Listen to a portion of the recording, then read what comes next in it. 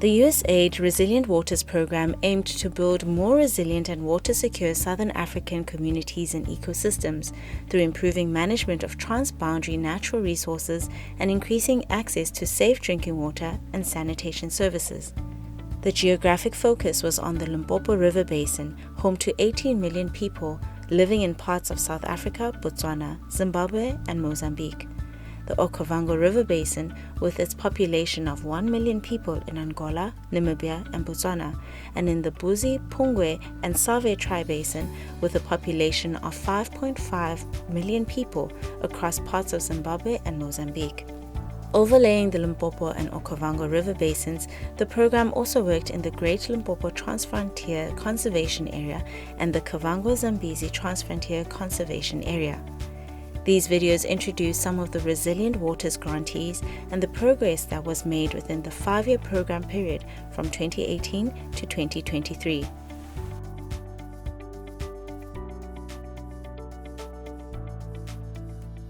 My name is Letitia Mutherwa. I'm the Programs Coordinator for the Waterberg Biosphere Reserve. The Waterberg Biosphere Reserve is one of the biosphere reserves found in Limpopo Province in South Africa. It's also one of the UNESCO sites in South Africa. Hi, my name is Alex Modiba. We're working together at the Waterberg Biosphere Reserve as a trainer. The project is made up of 3 elements. The first part, which addresses the community needs, where we did the community analysis. This involved the socioeconomic survey in 60 communities across the 2 municipalities in the Waterberg. And the second element of the project is the expansion of the current biosphere boundary to include other biodiversity areas that were previously excluded. And then the last element dealt with the water governance training. In this case, it involves the capacity building for local communities on issues around water and sanitation.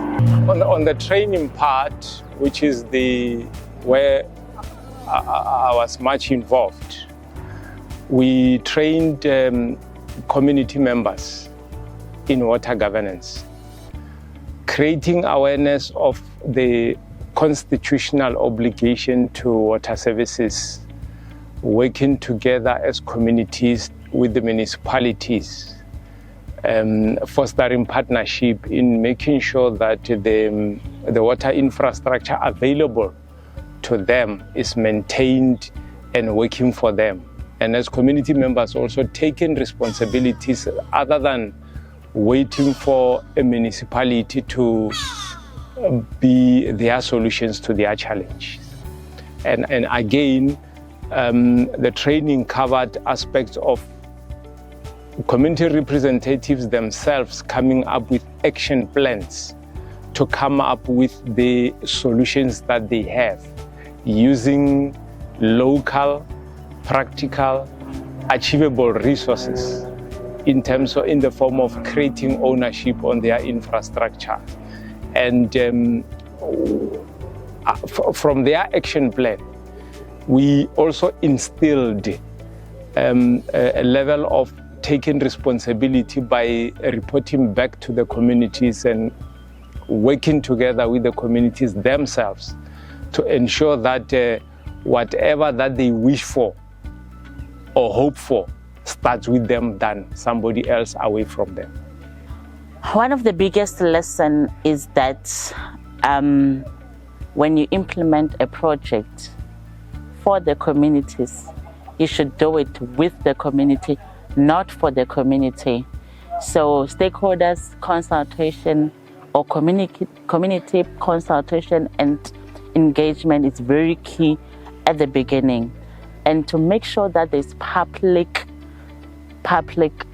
community participation, one needs to make sure that the community gets involved in all the stages, from the implementation stage all the way up until the project closure. What I'm saying this is that a lot of projects, community get to know about it, but they don't get to be engaged or to be told of what exactly is happening within or as and when the project goes.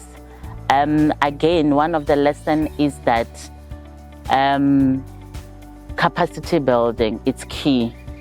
Incorporating indigenous knowledge and also identifying the gaps to communities, so that whenever you're bringing the project to communities, you are bringing the right or the correct learning for the community, than to just bring the learning to the community without actually doing the actual analysis to the community. And then the last aspect is being available, constant communication, communicating on every element, being transparent. If there are any issues, communicate those issues to the participants or to the communities in this case.